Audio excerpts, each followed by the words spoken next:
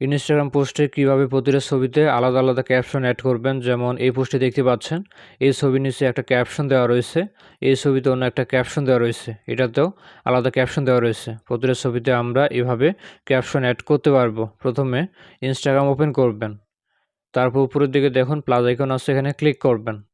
Click করার পর এখানে অবশ্যই পোস্ট অপশনটা সিলেক্ট করবেন, তারপর সিলেক্টে ক্লিক করবেন, এরপর ছবিগুলো সিলেক্ট করবেন। আমি এই কয়েকটা ছবি সিলেক্ট করলাম।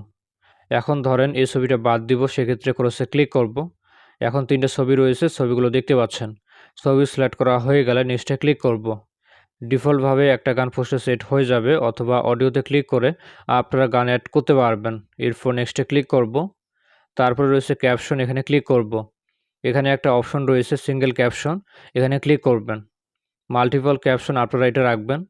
এখন এই ছবিতে কি ক্যাপশন অ্যাড করবেন সেটা এখানে লিখবেন। আমি এই ক্যাপশনটা লিখলাম। তারপর দ্বিতীয় ছবিতে আসব। এখন এই ছবিতে কি ক্যাপশন অ্যাড করবেন সেটা এখানে লিখবেন। আমি এই ক্যাপশনটা লিখলাম। তারপর তৃতীয় ছবিতে আসব। এখন এই ছবিতে কি ক্যাপশন অ্যাড করবেন সেটা এখানে লিখবেন।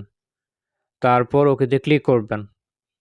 এখন দেখেন প্রতিটা ছবির নিচে আলাদা আলাদা ক্যাপশন শো করছে। এভাবে আপনারা প্রতিটা ছবিতে আলাদা আলাদা করে ক্যাপশন অ্যাড করতে পারবেন, যেমন দেখতে পাচ্ছেন।